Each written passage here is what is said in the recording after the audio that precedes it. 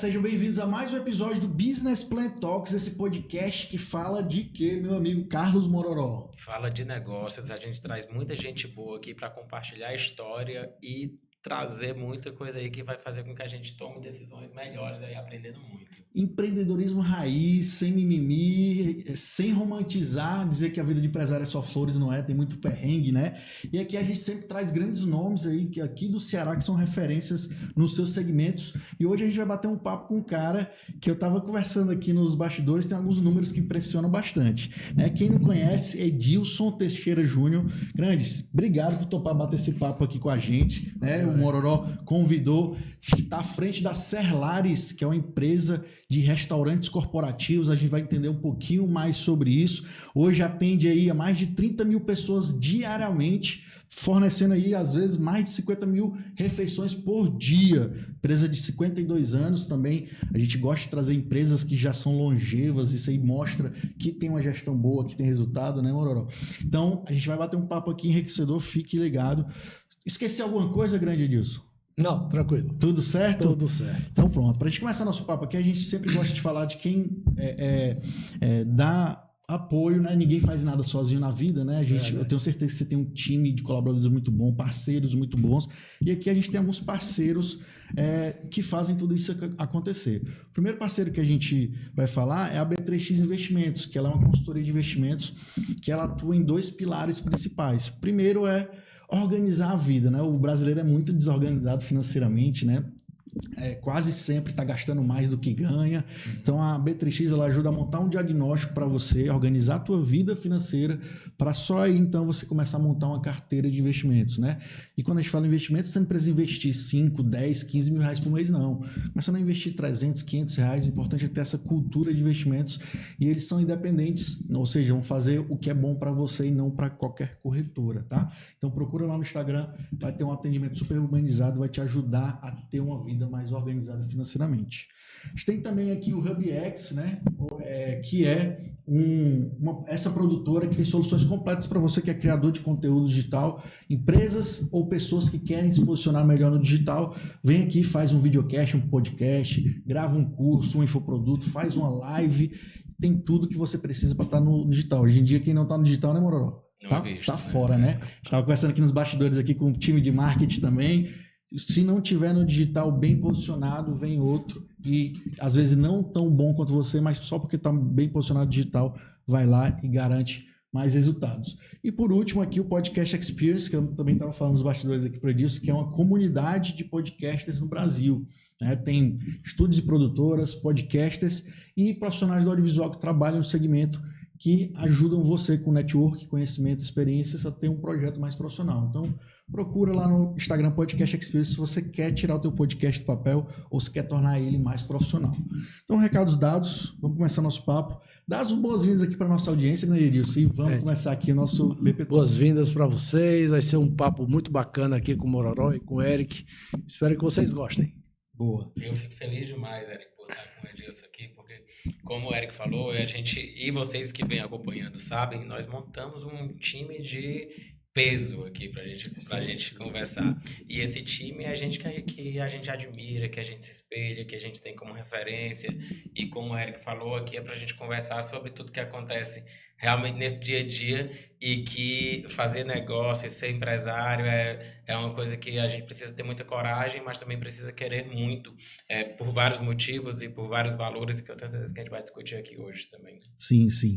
Serlares, empresa que está completando 52 anos, né, agora disso. Vamos fazer em dezembro 52 anos. Dezembro 52 anos. Cara, toda vez que tem um convidado aqui que tem uma empresa por mais de 30 anos, eu já falo, caramba, difícil, né? 50, teve o Severino Neto aí que vai completar 100 já, mas, 52 anos, para você estar no mercado e ainda ser referência. Vamos entender um pouquinho como é que você começou na Serlares, um pouquinho do começo da Serlares para a gente contextualizar para os dias de hoje. Bom, na realidade, a Serlares começou como toda empresa pequena. Em 1972, a minha mãe e uma tia minha resolveram montar uma lanchonetezinha na rodoviária, né, que tinha acabado de inaugurar. E quando apareceu a oportunidade do restaurante, em cima, a minha mãe chama Nilda e a minha tia chama Lourdes, e a lanchonete chamava Luni Lanches, né? E quando apareceu a oportunidade do restaurante em cima, e o meu pai, que era sargento, mecânico do Exército, junto com o meu tio, com o marido dessa minha tia, eles se interessaram e disse, poxa, vamos chegar junto porque pegar a oportunidade do restaurante em cima, né, na rodoviária. Ou seja, na rodoviária aqui de Fortaleza. Isso, a rodoviária ou daqui seja, de já Fortaleza. começaram num canto que tinha um fluxo grande, movimento Exato, exatamente. Então, assim, uma visão empreendedora da minha mãe e da minha tia, da irmã dela, né? E juntou, né, com a disposição, né, do papai, e que pouco tempo depois esse meu tio foi transferido para o Amazonas, para uma fronteira dessa, e o papai acabou comprando a parte dele e seguindo aí no negócio. E o negócio começou a crescer, papai deixou o exército, né? A mamãe ficou junto com ele, então foi Mas uma história primeiro bacana. era um restaurante ali na rodoviária. Era uma lanchonete. Não, aí depois virou um restaurante em cima, Isso, e restaurante aí em cima, atendendo as pessoas que estavam na rodoviária. na rodoviária. Como é que esse restaurante que estava na rodoviária começou a ser restaurantes corporativos, assim? Como Na é que começou a realidade, atender a empresa? Na realidade, Mauro, nessa época o Ceará não tinha indústria, né? Tinha um serviço público, tinha alguma coisa assim. Nós ampliamos a questão dos restaurantes e começou a aparecer a oportunidade de algumas empresas, né, pedirem marmita, pedirem quentinha. por gostar da comida de vocês. Gostar da comida, iam comer uma feijoadinha lá no Roda Gira, né? Iam experimentar a marmita nossa que o pessoal levava para casa e assim, poxa, por que não na empresa? Vocês atendem a empresa? Então o papai vislumbrou essa oportunidade e em 1980, né, montou-se a Operação Indústria, né? E começamos na época com o Chesf, depois com a Petrobras, né? Depois com o Banco do Brasil. Com clientes grandes, né? Eram clientes grandes, você participava de licitação e tudo mais, mas eram clientes extremamente trabalhosos, né? E foi assim, foi um aprendizado extraordinário. E nosso primeiro cliente privado foi a Gerdau. Nessa época ainda não era Serrelares o nome, né? Ou já era? Nós começamos, na época da Luni Lanches, a empresa, Luni Lanches era nome fantasia. Uhum. A empresa chamava Serviço de Lanches e Restaurantes. Entendi. Certo? Quando foi na operação indústria, né? Vamos atender empresas. Aí o papai disse, poxa, por que não pegar as primeiras sílabas, né, de Serlares? Rapaz, eu não sabia disso. Agora quando ele falou, eu já associei É igual a Camargo, é Carlos Martins Mororó. Exatamente. Pronto. Mororó. Então, assim, foi basicamente isso, né? Essa oportunidade. E a empresa cresceu quando comecei a trabalhar com ele há 42 anos atrás. Você tinha quantos anos? Eu tinha 17 anos. Meninote. Eu tinha acabado de terminar. Antigamente, para vocês terem uma ideia, o papai dizia assim, meu filho, termine o seu terceiro ano, faça um curso de datilografia que você está garantido. Faça um curso de datilografia que você está garantido, né? Então, eu terminei o terceiro ano, fiz a faculdade, mas também fiz o curso de datilografia, né? Deixei de fazer. O que me chamou a atenção é que o restaurante, né, existia, algumas pessoas que gostavam da comida começaram a pedir, ou seja, já inventou um delivery que nem existia delivery na época ainda, né? Mas tem um momento aí que chamou a atenção de grandes indústrias, grandes empresas. E aí eu fico imaginando a logística e a operação, porque era um restaurante ali que tinha a sua demanda, quando vai para uma empresa grande teve que mexer ali, teve que contratar mais, teve que instalar uma cozinha maior. Como é que foi essa mudança?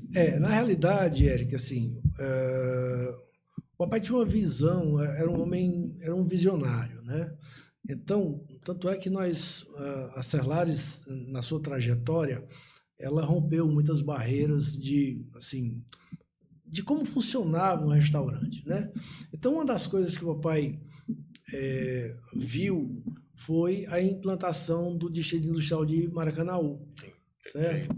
Então, o meu avô tinha um terreno lá próximo e ele pediu autorização para o meu avô e montou uma cozinha industrial ali pertinho do distrito. E de lá nós começamos a fornecer quando as empresas estavam em construção ainda, né? Fornecia quentinha e tal. E depois nós fizemos para não ter transportada, a gente já sabia que a refeição transportada é a refeição já cansada, né? Ela tem que ser feita cedo. Visualmente e a questão da temperatura também, né? É uma refeição mais que oferece um risco maior, né? Porque ela viaja, porque são duas variáveis importantes para manter a segurança dos alimentos, é o tempo e a temperatura, né? Então, antigamente não se tinha muita tecnologia que se tem hoje mais relacionada a transporte, né? Isobox, naquele tempo não tinha, eram panelões, chamavam os panelões. Mas aí o papai fez? Montou um restaurante na casa da minha avó e começou a trazer as empresas para almoçarem nesse restaurante. É justamente para que eles tivessem uma boa impressão, não só dizer assim, olha, a comida é desse jeito, não é exatamente a comida que chega lá, porque tem a viagem, ela é muito cedo, existe uma restrição de cardápio, tá? Mas, assim, a nossa condição de fazer bem feito é aqui também. Então, e começou assim. E daí conquistamos a Gerdau, né? Conquistamos as indústrias ali do distrito, depois conquistamos a Grendene, aí já ele faleceu, né? Quando ele faleceu e eu assumi a empresa, foi logo quando a Grendene chegou aqui no estado do Ceará, né? Que foi no início do processo de industrialização que vieram as indústrias de fora, né?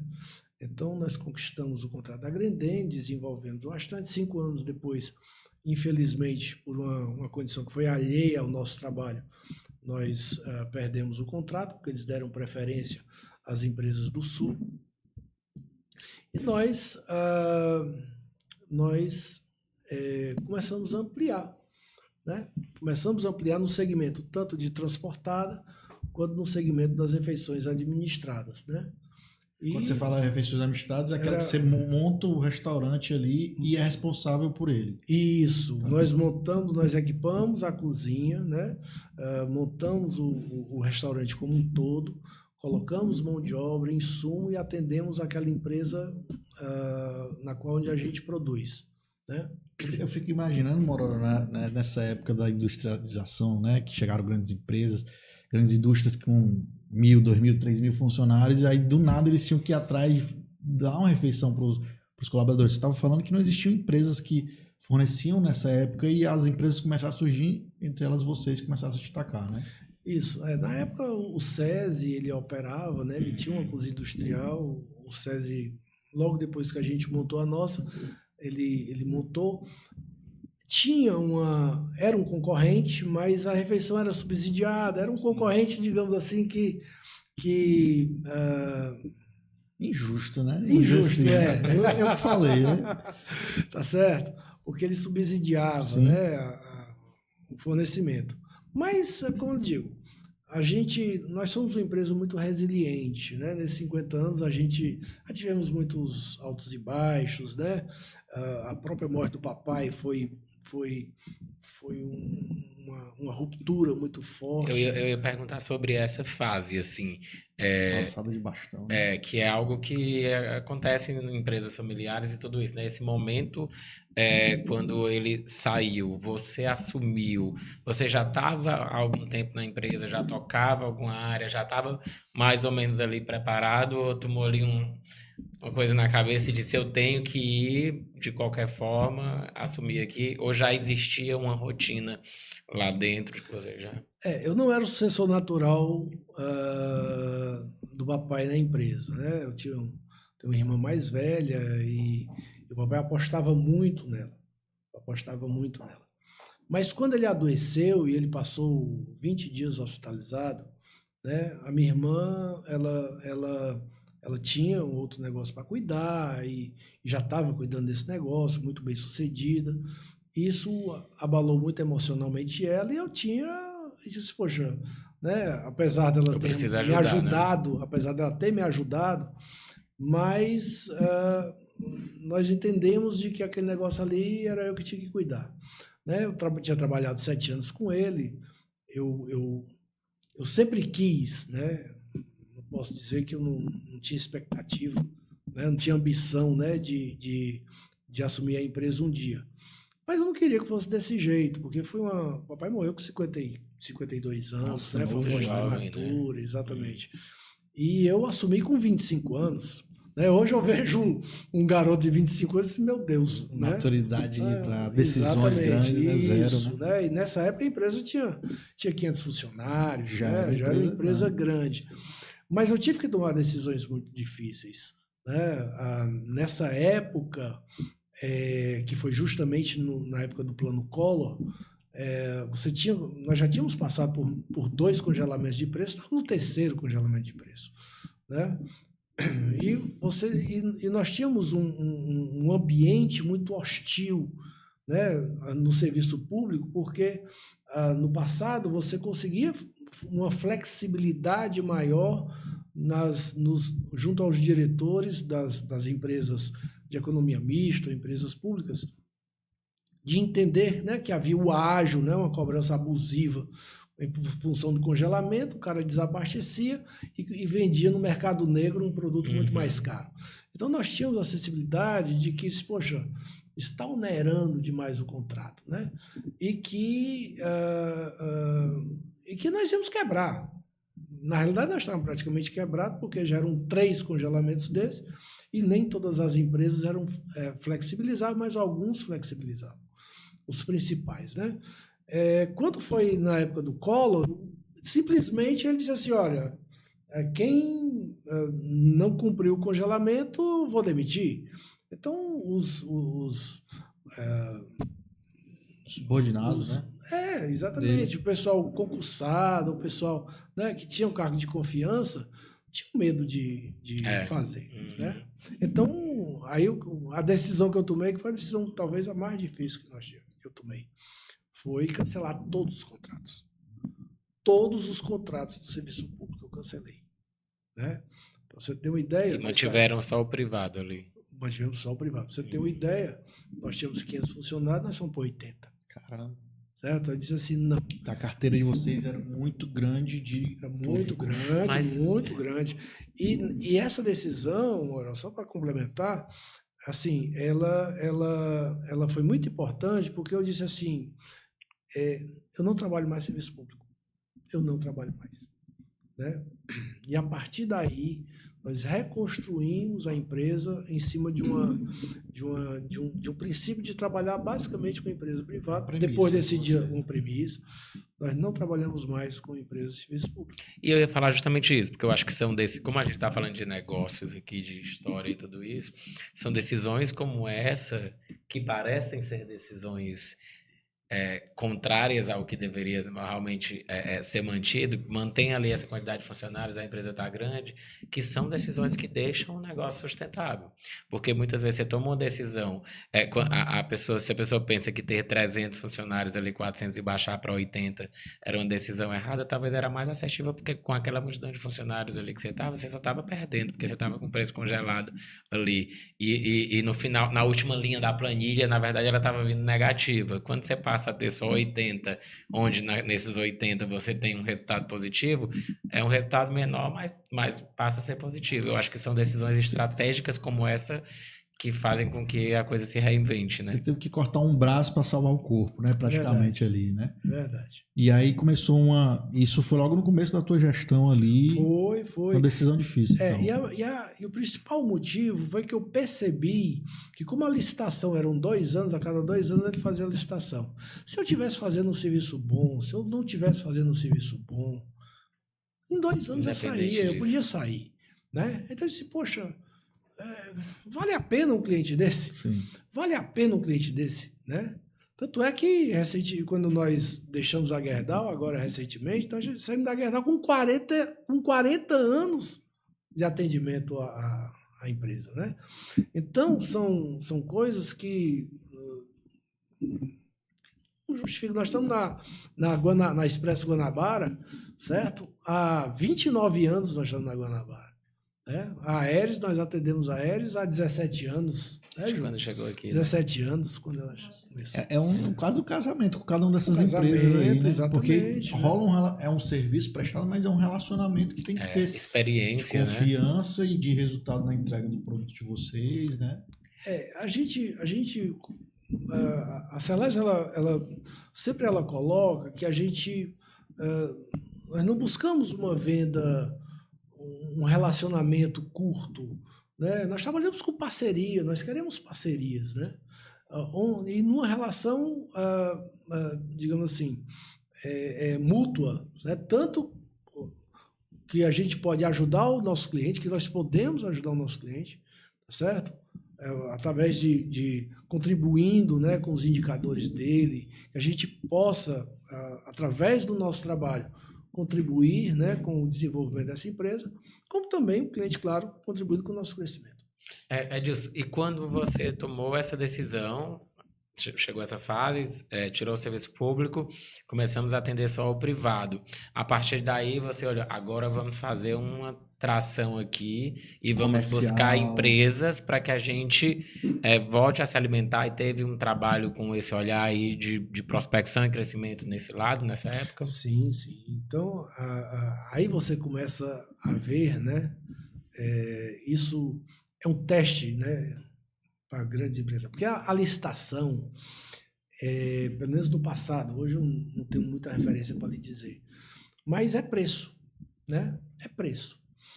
E é uma escolha muito simples, né? Pelo menos na época era. No setor privado, ela é mais complexa. O cara vai saber da tua vida, o cara vai saber da tua qualidade, o cara vai perguntar para os teus clientes se eles estão satisfeitos. Não é só preço, tem valores agregados. Não é só preço, exatamente, tem valor agregado. Tá? Então, isso exige outras competências. Né? Exige outras competências. Tá? E isso foi muito bom, foi muito importante para nós. Tá? Eu acho que é um teste para o empreendedor, né? E ainda mais, porque nós trabalhamos, é importante entender que nós temos 2 clientes. São 2 nós temos que deixar 2 grupos de clientes satisfeitos. O grupo do cliente pagante, cliente corporativo que paga, sim. Esse tem que estar satisfeito, e o grupo do consumidor, que se tiver ruim ele vai reclamar para pagar. Exatamente, né? Então você é uma como é que eu posso dizer assim? É muito difícil. É desafiador, não vou dizer que é difícil, é desafiador. É um desafiador, e que eu acho que... Porque assim, quando você está de fora, por exemplo, eu com um produto completamente diferente que o seu, você imagina que trabalhar com alimentação já é algo que é a nossa rotina, o que a gente faz todo dia. A gente avalia o tempo todo o que a gente está comendo. Sim. Então, quando você tem produtos que às vezes você vai lá, vamos perguntar o que as pessoas estão achando, vamos fazer um NPS. Uma alimentação, você comeu, você diz, tá ruim. É imediato. Ou tá bom. Então, assim, é uma devolutiva, assim, diária. Então, tem que ter um foco realmente nesse cliente que prova o produto também muito forte, né? E muitas vezes não é tão simples assim, tá ruim ou tá bom. Você diz assim, como é que tava o almoço hoje? Não gostei não. Por quê? Não, porque eu não gosto desse, eu não gosto de carne de porco, né? Ele não gosta do cardápio. Não é que o cardápio estava ruim. Aí você vai para um cara que gosta de carne de porco. O cara estava uma delícia, né? O suíno estava maravilhoso e tal. Então, você tem que equilibrar.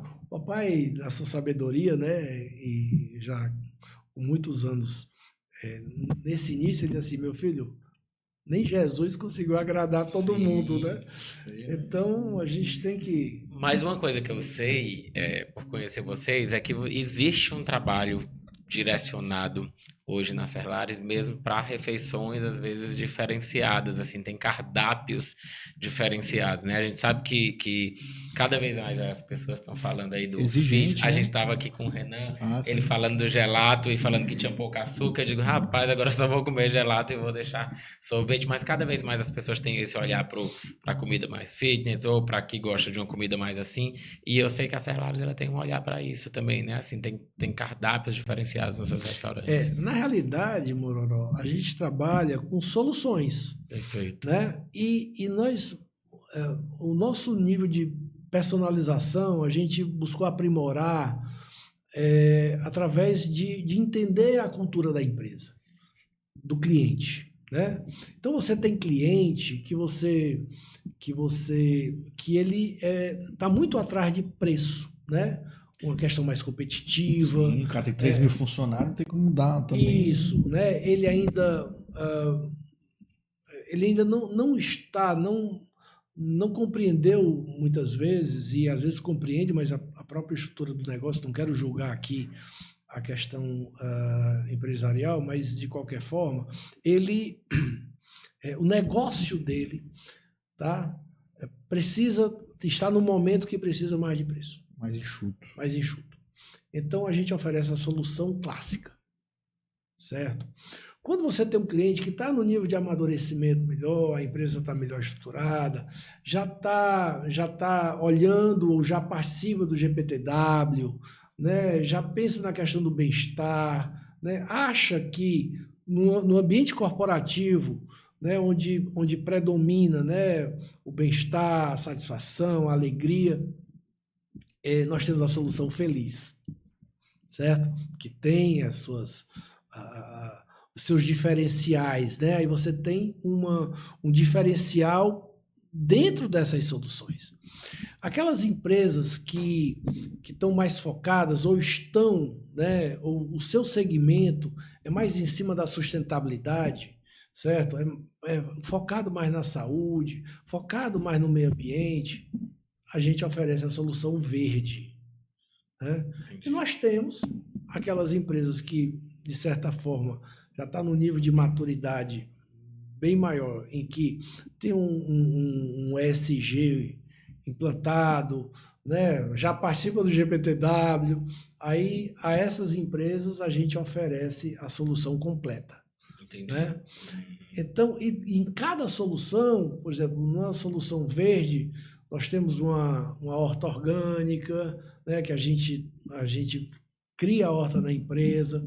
A gente já trabalha em parceria para redução ou para mitigar, né, os gastos com recursos naturais, com água, com gás, redução de resíduo. Então, tem uma série de diferenciais que a gente opera para que atenda a essa cultura de onde nós estamos. E o cardápio também é um deles, né? Ora, na Solução Feliz, eu não vou... Os nomes são esses mesmo que você está dando? Esse mesmo. Tá. É o clássico feliz, tá. O verde e o completo. Tá.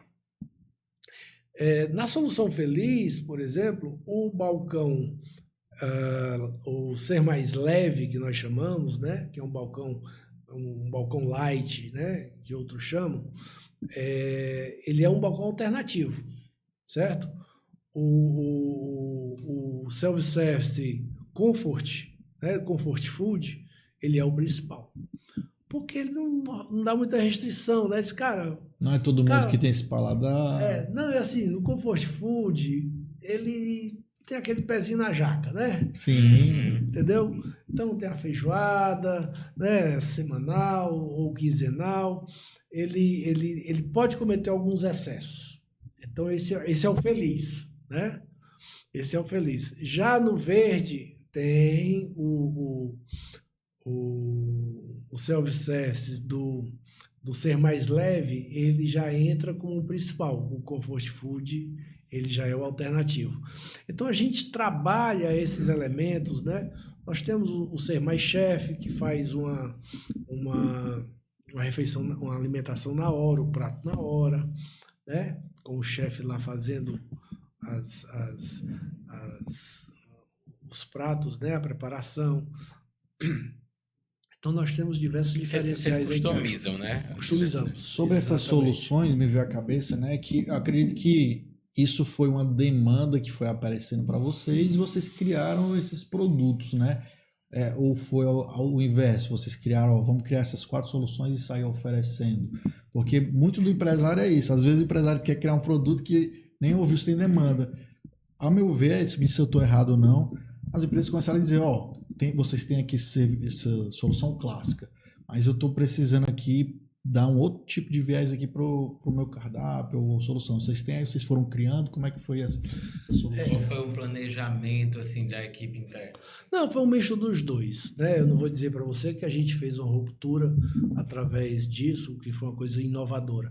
Não, mas nós conseguimos, através das soluções, reunir o sentimento do empresariado, tá certo? O desejo dele e a questão de reunir grupos de personalização. Ora, eu não vou personalizar o nosso produto, que a gente tem a pegada de ser um produto personalizado, eu não vou personalizar para a pessoa. Ah, Mororó, como é que é a comidinha que você gosta? Eu não posso fazer isso, porque a gente trabalha no atacado, trabalha em escala, tá certo?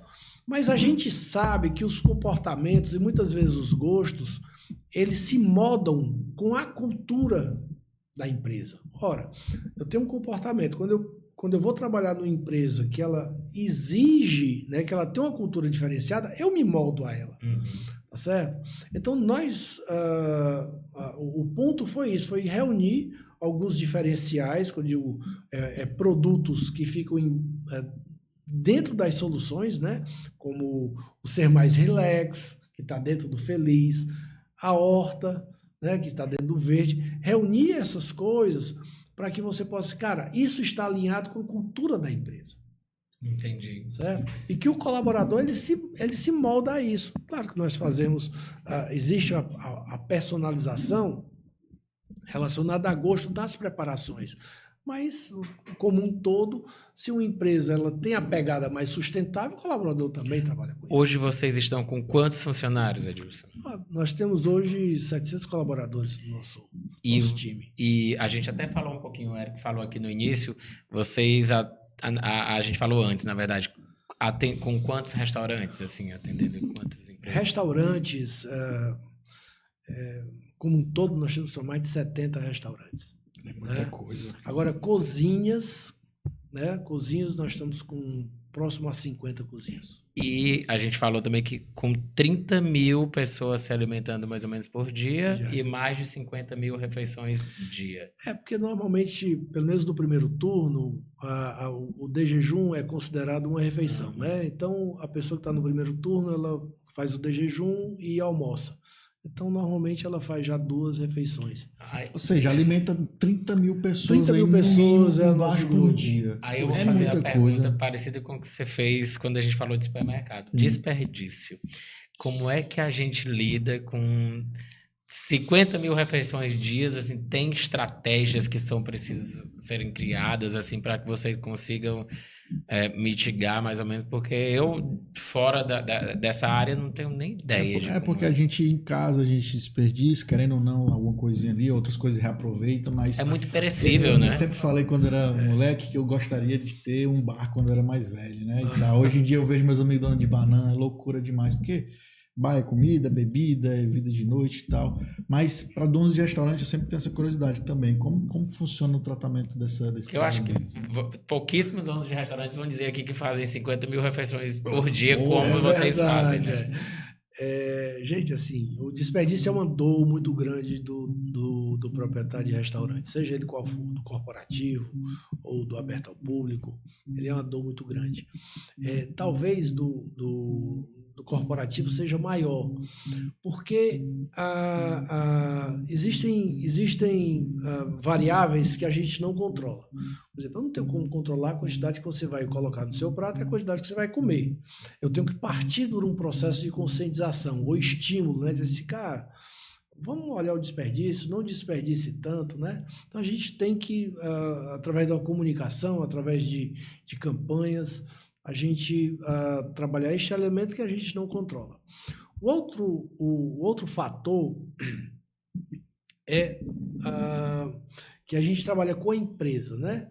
É a quantidade de refeição que eu vou produzir. Ora, eu não posso esperar o cara bater o ponto para dizer que tem 100 funcionários na empresa, certo? Eu tenho que dizer assim, cara, ontem vieram 100, amanhã vão vir nessa faixa também. Então, porque tem itens que a produção começa já na madrugada. Então, você começa a juntar esses elementos e se a empresa, quando ela pede a mais ou quando ela pede a menos ou acontece alguma coisa, poxa, tantos funcionários não vieram. Tem que liberar um turno de funcionário por um motivo X. Exatamente, porque o nosso produto ele tem um prazo de validade, certo? Dependendo do horário de produção, de entre 4 a 6 horas. Caramba. Você bota no balcão, por exemplo, 10 horas da manhã, certo? 6 horas depois, 4 horas depois, ele tem que ir para o lixo. Caramba. Nós não fazemos nenhum tipo de reaproveitamento, a legislação não permite, também nós não fazemos. Por causa dos riscos de alguém comer alguma coisa. Os riscos, sim. Esse é o grande risco, por exemplo, da refeição transportada que a gente estava falando no começo. Tá certo? A refeição transportada ela é viajada. Então, muitas vezes você libera um almoço em função do trânsito, de transporte e tudo mais, você libera o almoço 8 horas da manhã para ser servido às 11, né? Então, o índice de contaminação... É uma logística enorme. Eu fico imaginando, logística para 30... Se bem que umas são montadas, são os restaurantes montados, locais, mas existe uma distribuição de insumos para essas cozinhas, ou não? Existe. Hoje a nossa distribuição de insumos é terceirizada, nós temos uma empresa especializada, né, que faz essa logística e esse armazenamento. Tá? A gente opta sempre por trabalhar com empresas especializadas, porque para a gente focar no nosso core business dela, né? Dele, exatamente, dessa empresa. Para que a gente também possa focar no nosso, né? Então, esse é um diferencial que a gente faz. O armazenamento também. Então, assim, tem a compra, vai para lá. Vai para lá, ele armazena e ele distribui. Entendi. Você falou que um grande marco da empresa foi quando abriu aquele restaurante de Maracanaú, por causa da zona industrial. Se você fosse olhar para trás e ver grandes marcos ali para a expansão de vocês, porque uma coisa é vocês lá atrás, há 30 anos, 40 anos atrás, quando atendia, sei lá, 500 pessoas, para hoje atender 30 mil. Acho que teve alguns marcos ali importantes que, a gente montou mais um cozinha ali na Maracanaú e por aí vai. Olhando para trás, tem algum desses marcos em mente? Eric, a gente, assim, eu acredito que a nossa história, ela alicerça o nosso futuro, né? Então, assim, eu estou onde eu estou não é por acaso, é porque eu passei por onde eu passei. Podia ser melhor, poderia ter sido melhor, mas também poderia ter sido pior, né? E eu sou o que eu... Exatamente, eu sou o que eu sou pela história que eu tive, né? Que eu tenho. Eu diria para você que a montagem da cozinha industrial e desse restaurante lá em Maracanaú realmente foi um diferencial, foi uma visão que o papai teve e que realmente foi um grande marco, né, para isso. Mas, assim, nós tivemos depois, como disse, que nos alicerçaram outras coisas que nos fizeram chegar até hoje. Por exemplo, nós tomamos a decisão, não vou dizer, a área, o segmento de refeição transportada para nós representava quase 50% da nossa receita, certo? Em 2013, eu decidi não fazer mais transportada. Hoje, a nossa transportada, a gente faz... Quando eu digo ter cozinha industrial própria, terreno, estrutura física, né? Decidi não ter mais. Mas o motivo disso era porque dava muita dor de cabeça, muito retorno? O motivo disso são os riscos, né, que você tem inerente a essa atividade, tá certo? Você tem a nossa cozinha era em Maracanaú, tá? Então você tem um processo de expansão, por exemplo, para o Pecém, que é onde a nova fronteira, tá certo? Que fica pelo menos a 20 quilômetros, 25 quilômetros de onde nós tínhamos a cozinha. E essa operação é muito distante, os riscos eram grandes, né?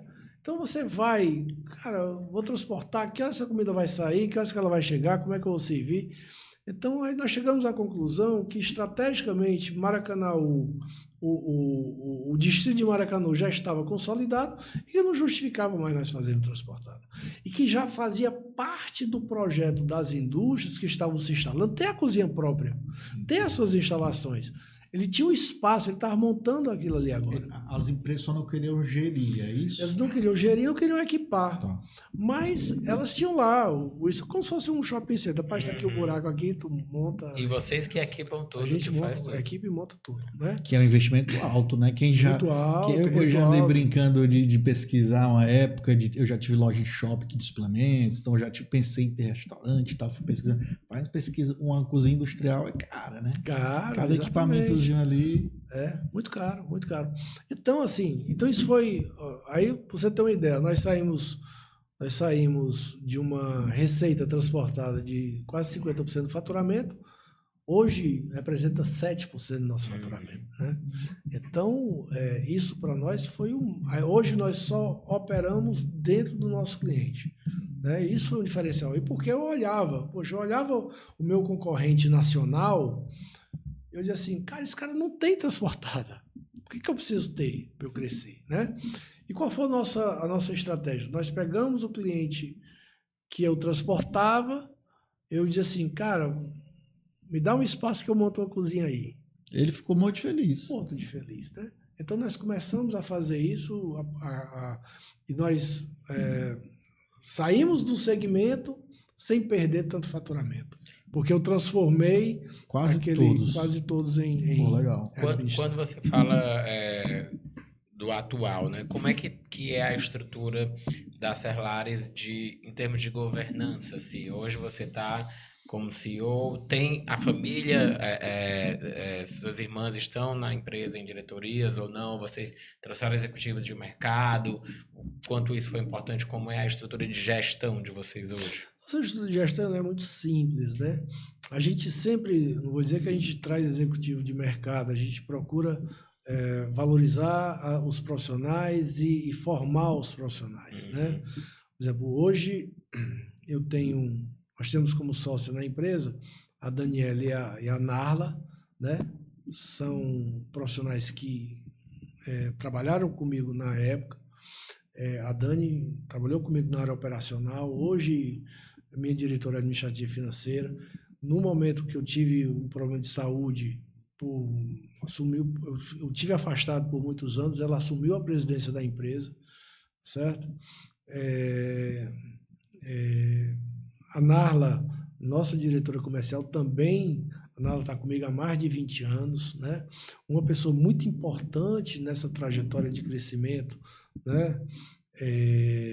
Que foi de 1993 para cá, e onde, né, através da sua criatividade, foi onde nós saímos do conceito de refeitório para restaurante, né?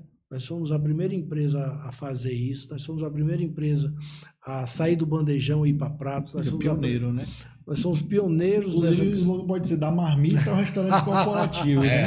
Então, nós saímos... Antigamente, o balcão era chamado de rampa. Né? O bandejão que se chama? O bandejão. O bandejão é uma bandeja, né? Popularmente. Mas o balcão, né, era conhecido como rampa, né? Não, vou na rampa aqui para pegar meu almoço, né? Nós fizemos os balcões self-service. Então, assim, e a principal responsável por essa mudança, né? Eu cuidava muito mais da parte da gestão, cuidava da parte operacional, mas, por exemplo, que trabalhou comigo até basicamente o nascimento do nosso último filho, foi minha mulher. Minha mulher, eu tenho a digital dela, né, na empresa toda, certo? Durante muitos anos trabalhou comigo e nós construímos a empresa que nós temos hoje, né? E e muitos dos diferenciais, né, foi implementado. Ela é formada em arquitetura. E muitos diferenciais que nós temos, o estilo dos restaurantes, sair daquele mesão de 8 lugares para ir para mesas de 4 lugares, ou no máximo 6 lugares. Então, tudo isso foram implementados por nós. E nós somos, detalhe, né? A Solução Feliz, nós somos a única empresa do mercado que tem um saborito. Nós temos um mascote que é uma animação. Quem quiser nos Eu conhecer tenho uma melhor... foto com o Saborito. Você tem uma foto com o Saborito, né? Fiquei Quem curioso quer nos agora do conhecer Saborito. melhor no nosso Instagram, vê lá. Olha. O Saborito é uma figura extraordinária. E a Charlotte. Tivemos que arranjar uma parceira para o Saborito, né? E aí uma dificuldade, talvez, que vocês tenham, até o pessoal do marketing está aqui acompanhando, né? Porque vocês são uma solução para empresas de montar um restaurante, mas aquele restaurante tem que ter a cara do teu cliente. Isso. Vocês não podem dar a sua cara ali. Isso é uma dificuldade para vocês se estabelecerem como marca ali, talvez, né? Porque, assim, não sei se tem lá restaurante gerido pela Serlares, alguma coisa assim. Então tem a cara da Serlares para quando alguém chegar e dizer, ó, é a Serlares que faz esse restaurante. Tem algo nesse sentido? Tem. Vendo para o marketing, né? É. Posicionamento de marca. A Juliana vai me ajudar aqui, né? Mas a nosso restaurante, ele tem a nossa cara. Certo? Nosso restaurante, ele tem a nossa cara. Nós... porque uma das características que nós temos, e é um valor para nós, é fazer com que o nosso cliente, o cliente consumidor, o colaborador do nosso cliente, quando ele entre no restaurante, é como se ele estivesse entrando num restaurante Que ele está indo pagar. diferente da empresa, né? Sim. Ora, se ele entrar no meu restaurante, se ele vê as mesmas cores da empresa, se ele vê o mesmo negócio da empresa, se ele vê os mesmos elementos da empresa, ele diz, poxa, eu não saí aqui para almoçar. Desconecta. Não se desconecta, né? Então, assim, isso é importante para nós, né? Como se ele estivesse indo para um outro ambiente, para como se ele estivesse saindo para almoçar fora, Sim. né? Então, isso é um valor muito importante para nós. Isso é um posicionamento de marca de vocês. Sim, Legal. sim. É claro que a gente sempre, nós não podemos esquecer, né, de que nós estamos dentro da casa do nosso cliente. Então a gente respeita alguns elementos que eles possuem, que são que agregam valor a ele, ou que geram valor para a marca dele. Mas fora isso, o espaço é nosso e a gente procura manter isso aí. Onde vocês estão hoje falando em localização física? A Serlares está no Ceará, sei que tem clientes de fora, mas são clientes que estão aqui. Como é que está a atuação hoje da Serlares? A Serlares está em todo o estado do Ceará, né, nas principais regiões. Estamos na região de Morada Nova, Russas, estamos em Juazeiro, Crato, estamos na região de Sobral, Tianguá, Serra da Ibiapaba. Né? Então, assim, toda a região metropolitana, do Pecém até Pacajus, nós temos bandeira, temos restaurantes lá, certo? Nós estamos presentes em Natal e estamos presentes na Paraíba, certo? Temos restaurantes em Natal, no Rio Grande do Norte, na Paraíba, Mossoró muito forte, Natal menos, na Paraíba estamos bem em João Pessoa. Mas nós estamos em expansão, a gente acredita que o nosso trabalho ele pode escalar, né, de uma forma também mais inovadora, certo? Que a gente está trabalhando, que é o nosso projeto de partnership. E hoje vocês estão expandindo independente da localidade, ou para o Nordeste, ou para o Brasil? Como é que está esse olhar? O nosso projeto de expansão é Nordeste. O nosso foco é Nordeste. Né? A gente entende que é uma cultura que a gente conhece, que é um povo que a gente conhece, somos nós, né? O apetite que a gente conhece. O apetite que a gente conhece. Diferente. Tá certo? Isso não significa que a gente não possa atender a uma demanda específica, né, em outros estados fora da região Nordeste. Mas que o nosso foco é essa região nossa. E o que é esse programa de partnership? A Serlares, né, nós lançamos agora os 12 princípios da liderança Serlares, tá? E nós estamos reestruturando, né, o mindset do nosso colaborador, principalmente das nossas lideranças, dos nossos gerentes de restaurante, para que a gente saia de uma visão, né, mais seletista, né, para uma visão mais empreendedora. E o programa Partnership, ele agrega alguns fatores que são relevantes pela nossa experiência no trato com o cliente, que são relevantes para um bom trabalho. Que são 3 pilares. O pilar da presença, da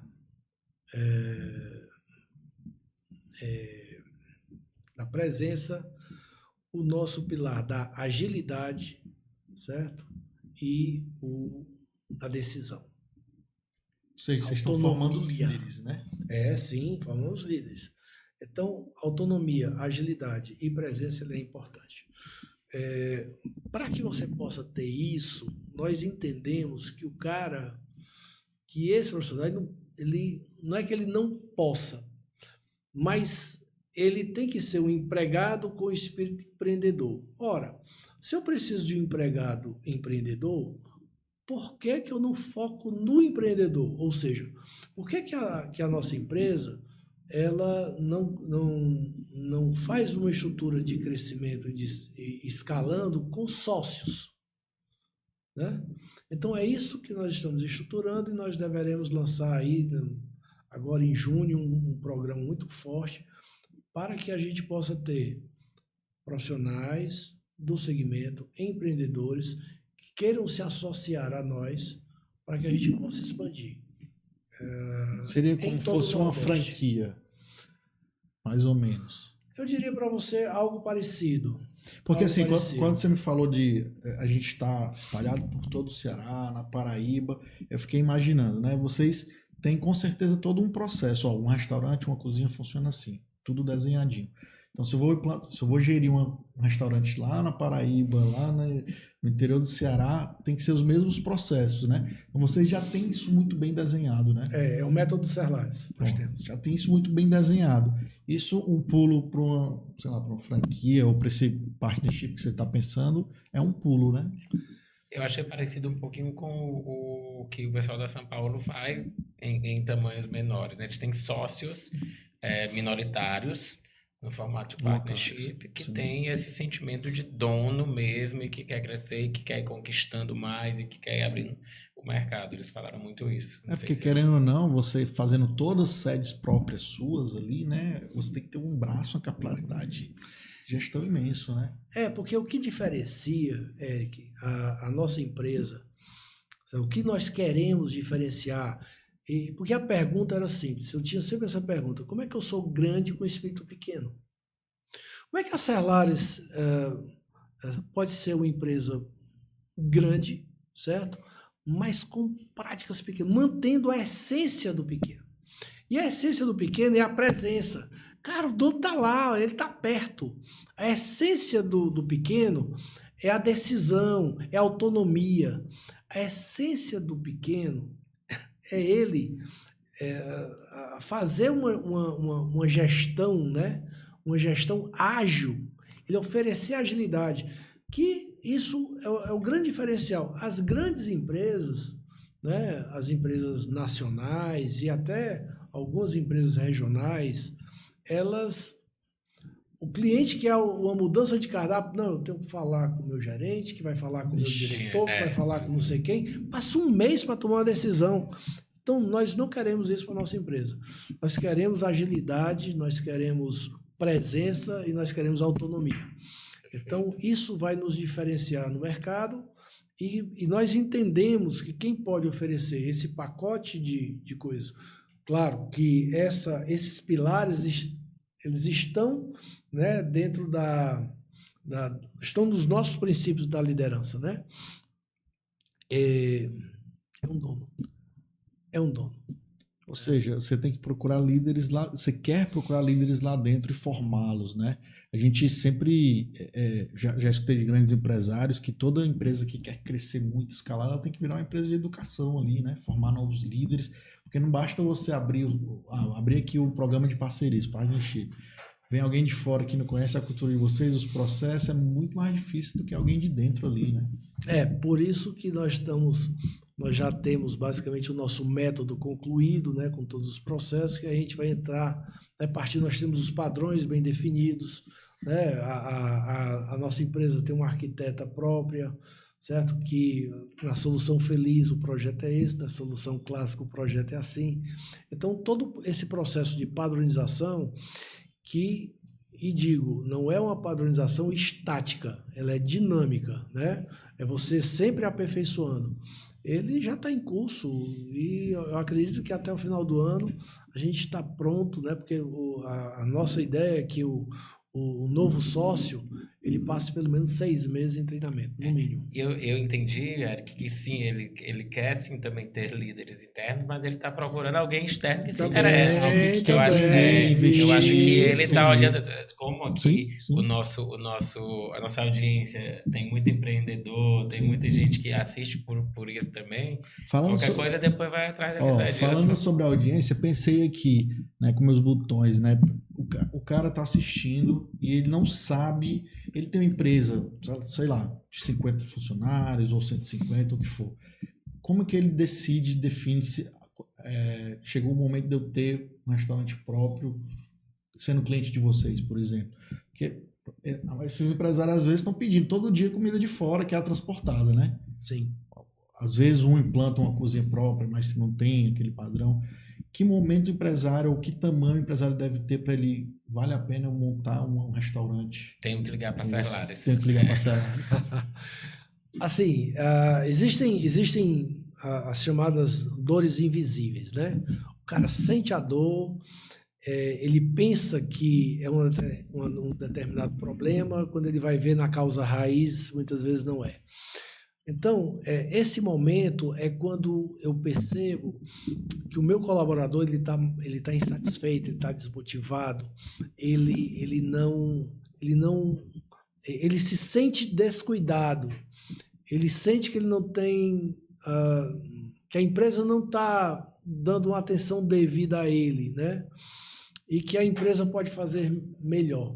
Então, muitas vezes, o empresário ele se blinda, ele acha, não, o pessoal aqui está todo satisfeito, o pessoal aqui está todo satisfeito. E muitas vezes a alimentação, né, ela ele é um item que você tem vários sentimentos, né, ou de satisfação ou de insatisfação, mas quando você está satisfeito, o cara diz assim, poxa, estou sendo produtivo, o pessoal está bacana, está feliz. Ele não atribui a alimentação. Mas quando ele está insatisfeito, se ele cuidar da alimentação, você vai ter uma mudança muito grande no humor, né? O nosso produtividade, né? Exatamente. O nosso saborito, ele vai no restaurante para animar. Ele predominantemente, ele visita com mais frequência os restaurantes da Solução Feliz. Saborito. Uhum. Então, tem a música ao vivo, ele brinca, ele dança, ele anima lá o restaurante, lá o público. E isso faz a diferença, porque o cara sai do restaurante, é impressionante, um brilho no olho muito bacana. E isso também ajuda o empresário a focar no core business dele, né? Porque você sei lá, tem uma empresa, tem uma fábricazinha aqui de chapéu, sei lá, eu tenho 100 funcionários, eu tenho a cozinha lá, a Dona Maria, que faz a comida do povo todo dia, que é boa ali e tal, mas o empresário tem que estar preocupado em ficar comprando comida, fazer o cardápio, que não é o core business dele, né? E é o core business de vocês, por exemplo, né? Exatamente. Muitas vezes você tem a questão da compra, mas o principal, isso é o controle, né? Assim, de que forma, quanto é que eu estou perdendo quando o meu comprador está se preocupando que está...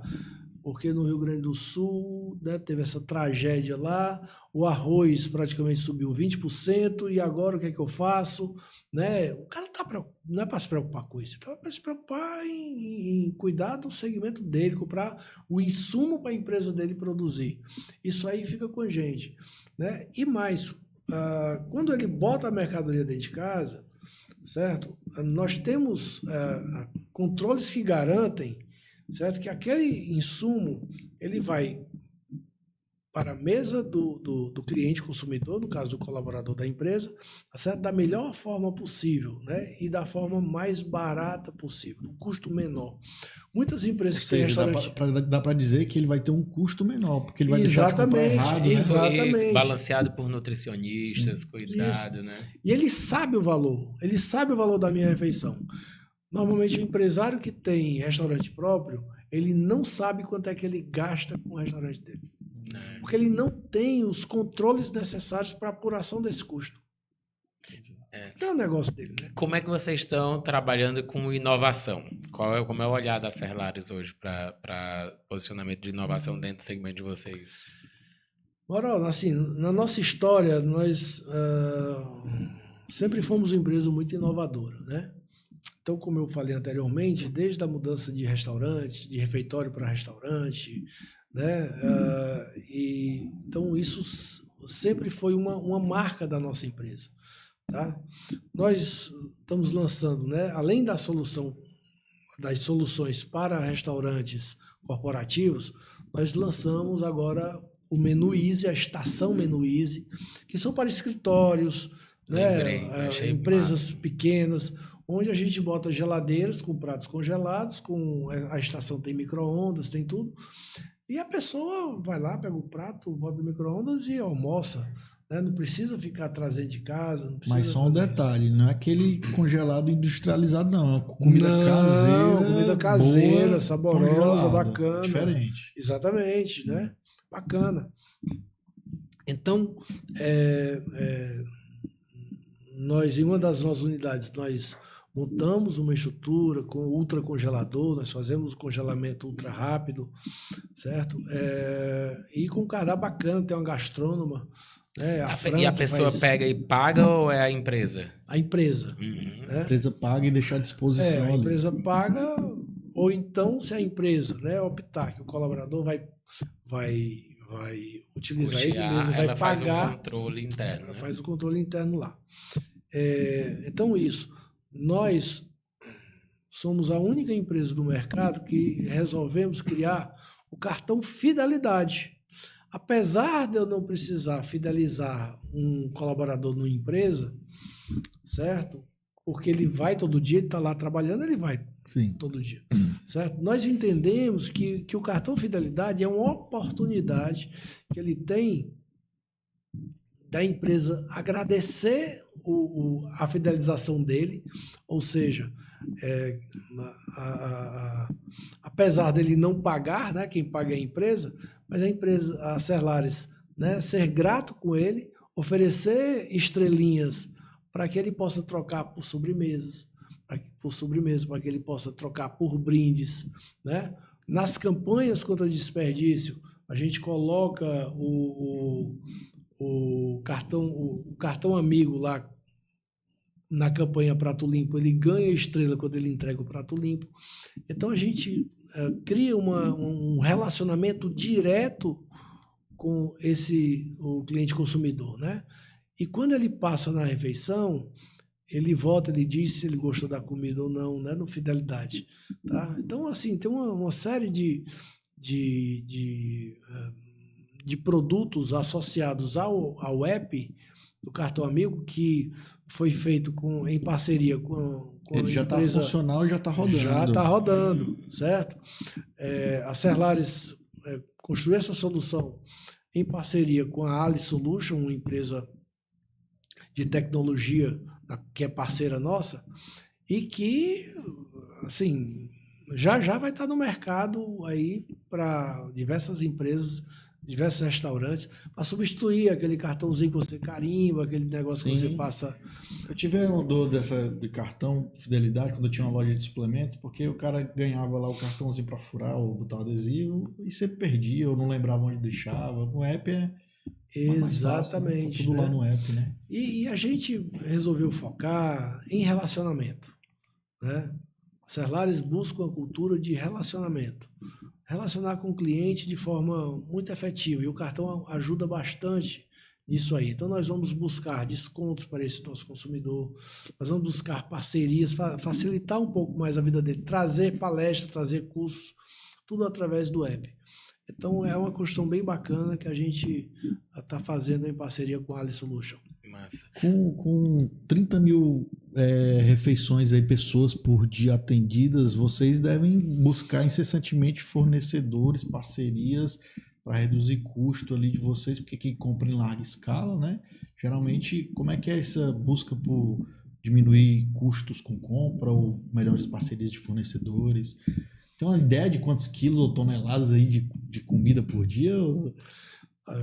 Você tem uma ideia, o arroz, né, que a gente está com dificuldade de comprar, são quase 2 containers por mês. 2 né? containers por mês. Isso aqui, um container são 800 fatos, quase 50 toneladas mês. 50 toneladas de arroz. Só arroz, fora as outras só coisas. arroz. Quando eu digo quase 50, em torno aí de 40 toneladas, né? Porque sempre sobe um pouquinho para o mês seguinte, certo? 40 toneladas mês de arroz.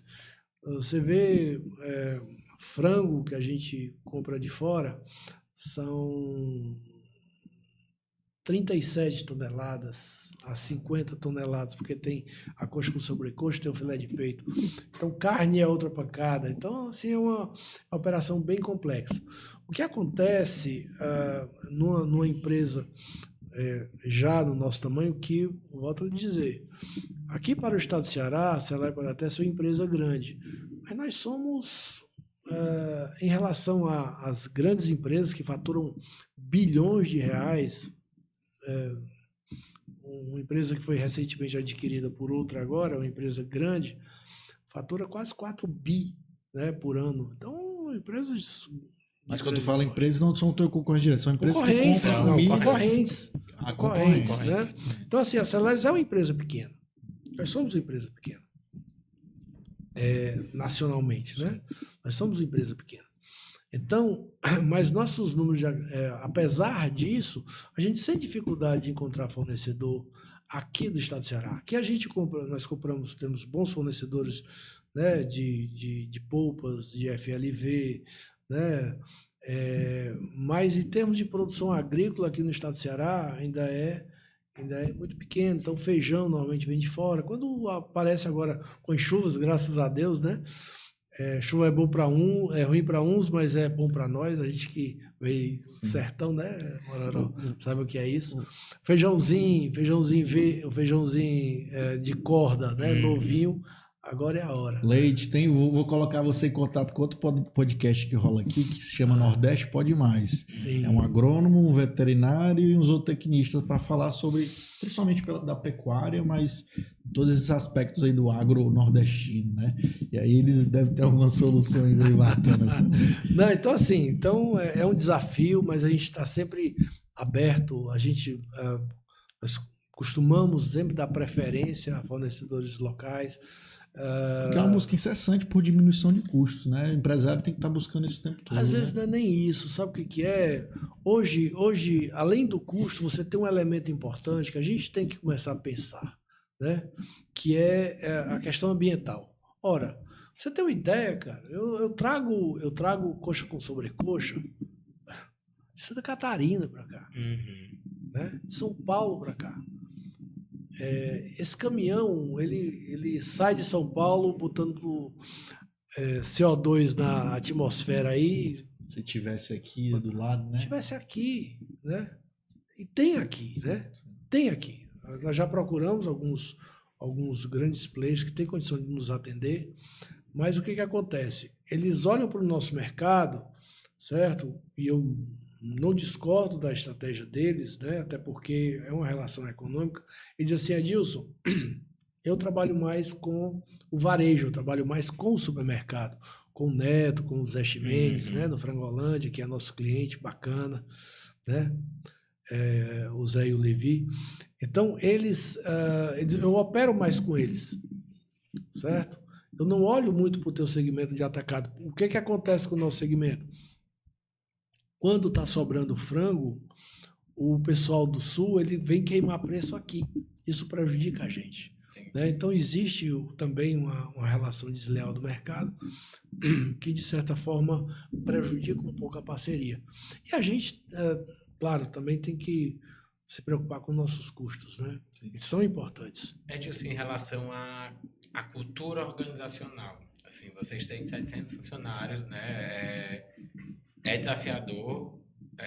E espalhados, né? Não é numa sede ali. Né? Justamente isso que eu ia falar, que vão todos os dias para uma estrutura física que não é necessariamente a de vocês, que as pessoas não estão juntas, que tem um gestor ali daquele restaurante que ele muito provavelmente precisa beber muito dessa fonte da cultura para que ele consiga fazer com que essa cultura esteja na empresa toda. Como é essa relação de vocês com esses 700 para que eles estejam alinhados à cultura da empresa?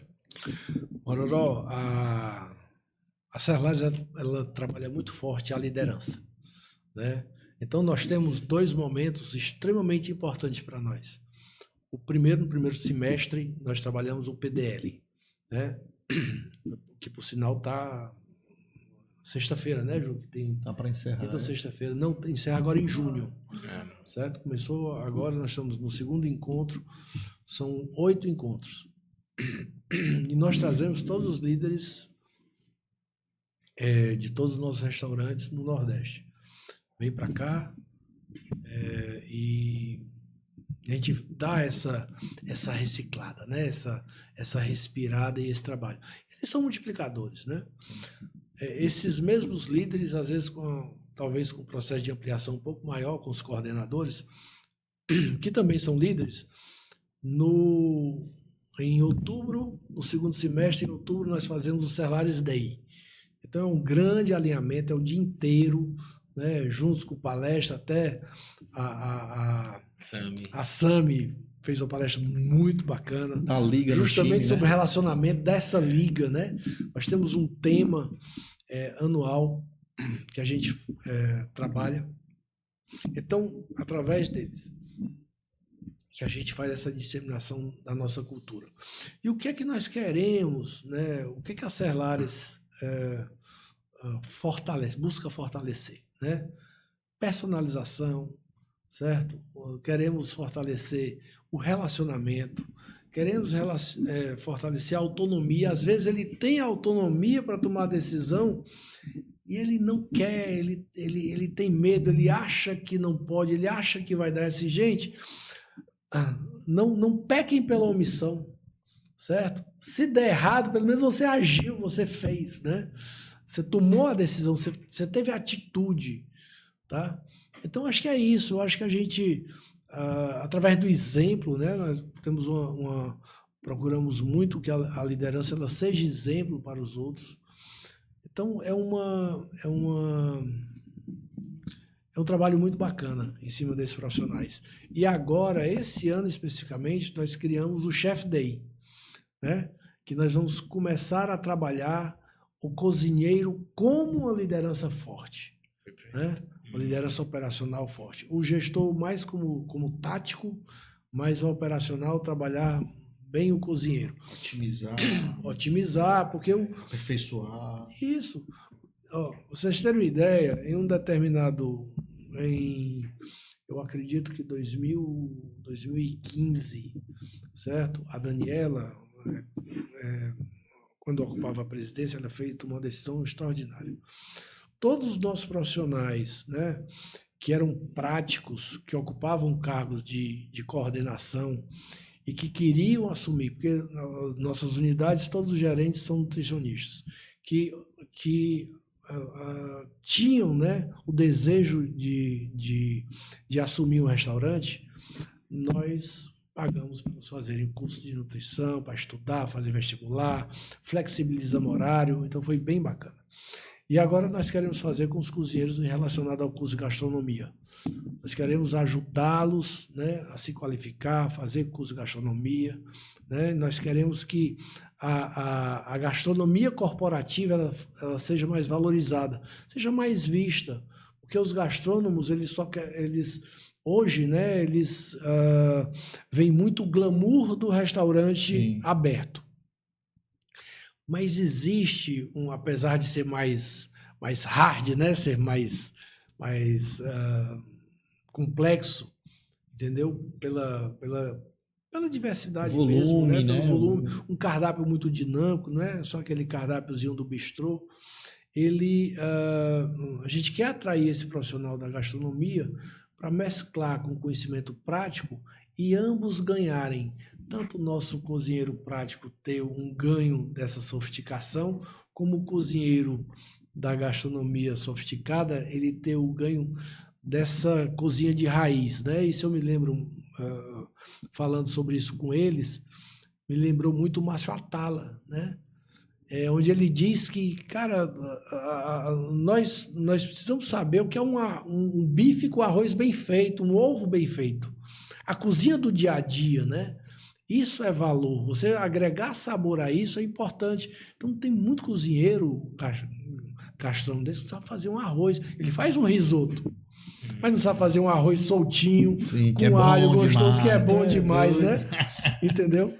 Então, assim, mesclar esses conhecimentos, eu acho que é importante, que a gente até assim convida, né, a comunidade da gastronomia, né, da gastronomia, essa gastronomia clássica, que tem o conhecimento, né, acadêmico, né, sofisticado, para conhecer um pouco mais o restaurante corporativo e a gente agregar esses conhecimentos. Ainda sobre a cultura, Mororó, eu queria saber de você que é inegociável dentro da Serlares em relação à cultura. Caráter. Cara, é inegociável. Nós, desvio de caráter da empresa, a gente corta de rápido. Porque isso é a base de tudo, né? Isso é a base de tudo. Então, uma pessoa com fragilidade nesse quesito, certo? Ela pode prejudicar o cliente, ela pode nos prejudicar, vai prejudicar o fornecedor, prejudica o colaborador, né? Então, mente, né? Então, isso tem para que eu diga assim, às vezes a raiz é uma só, né? Mas tem muitos galhos, né? Tem muitas consequências. Então, a questão do caráter na nossa liderança, a gente tem trabalhado bastante, estamos procurando evitar, né?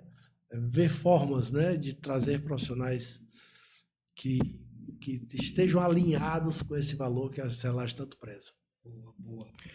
Hoje eu vou te perguntar, mentoria paga? Rapaz, a gente tem uma piada interna aqui, que a gente tem um podcast só para ter uma mentoria com grandes nomes aqui. Tudo isso era uma estratégia para a gente receber uma mentoria sua aqui de uma hora. Mas tenho certeza que os aprendizados e as experiências aqui valeu para muita gente, independente do tamanho do negócio. Porque para você crescer, eles começaram, né, com a lanchonete que virou hoje servir 30 mil pessoas por dia, que é muita coisa. É muita gente. Quando vocês falaram o número aqui, eu fiquei impressionado. Se num mês aí, quantas refeições, né? 50 mil por dia, multiplica por 30 e mora. Tu que é bom de matemática. 550 mil? Não, ou 1 milhão. 1 milhão e meio de refeições mês, meu amigo. É muita coisa. Muita coisa. Meu amigo, obrigado por ter topado pelo papo. Papo muito bom. Vamos colocar aqui as redes sociais aqui para quem quiser ser cliente da Serlares. Ainda estão aceitando cliente? Com certeza. Então, com certeza. Lá no Instagram, pessoal, Serlares Oficial, Serlares Refeições Corporativas, refeições coletivas, mais para você, mais para sua empresa. Lá no site, tem um site lá, eu acessei o site, bem bonito por sinal, parabéns aí. Tem explicando tudo direitinho dos serviços, né? Instagram também bem movimentado. Então você quer conhecer um pouco mais da Serlares, talvez levar para sua empresa, tá lá o contato do o Serlares Express é a transportada? Não, o Serlares Express são lanchonetes, né, que a gente tem dentro das empresas, e nós tivemos a experiência de para lanches e coisas rápidas. Então, segue lá Serlares Oficial, você também que está interessado, dá um alô lá, porque o pessoal vai te responder muito bem, né, Mororó? É isso, eu queria falar que eu tô muito feliz de ouvir essa história toda. O Edilson é um parceiraço, eu tô até feliz que eu tô vendo aí no Instagram, seguido por Grupo Camargo, Senior Club, Camargo, tá entendendo? Né? E aí, Isso é uma retribuição sua, viu? Porque nós somos o seu principal seguidor, né? Acho que a Camarmo ajudou muito lá vocês. Logo, assim, a parceria com a Camarmo fez a diferença nesses últimos 2 anos, né? Além do profissionalismo, não é porque eu estou aqui com o Mororó, não, mas assim, pelo profissionalismo, né, pela capacidade que ele tem de agregar pessoas e pessoas muito bacanas. E eu fico muito feliz justamente por isso, porque assim, é um exemplo ouvir a história do Adilson, assim, eu fico super prestando muita atenção e aprendendo, e dizendo assim, a coragem de tomar decisões na hora certa. Decisões difíceis. De pensar diferente, de se posicionar, de dizer agora vamos fazer assim e vamos. Com certeza não foi de uma hora para outra que decidiu, pensou muito, pensou nas principais estratégias, está em expansão pelo Nordeste muito forte, a gente tem acompanhado tudo isso. Você vê o presidente da empresa com a bagagem que tem, com o tamanho de funcionários, já carregou caixa na cabeça comigo lá em Recife, a simplicidade assim, da gente montar os processos juntos, de estar lá junto com o time, ajuda aqui. Eu falei pro meu time naquele primeiro evento que a gente fez junto em Recife, depois eu disse, cara, como eu admirei de ver ele ali junto, montando mesa para que o negócio acontecesse, porque precisava naquela hora colocar a mão na massa e ter essa simplicidade ali, sem ser simplista, de fazer o negócio acontecer. Obrigado, e eu estou muito feliz. As 3 características de um grande líder, né? Curiosidade, humildade e empatia, né? E aqui dá para ver que ele tem demais, né? Os 3, né? Grande, dá uma mensagem final para quem tá vendo aqui, assistindo esse episódio e viu que vocês começaram ali pequenininhos, hoje tão grandes, né, pro nosso estado, pro Nordeste, pelos números que a gente apresentou aqui, mas por que vale a pena empreender na sua empresa, ter o seu negócio? Um minutinho antes de fazer isso, eu quero agradecer a vocês, né, a você, Érica, a você, Mororó, por essa oportunidade, né? Oportunidade da gente poder falar um pouco sobre o nosso negócio, conhecer um pouco mais, né, vocês e que a gente possa falar para tantas pessoas justamente que um grande diferencial e o que eu recomendo, né, a quem vai começar um negócio, a empreender, gente, pé no chão,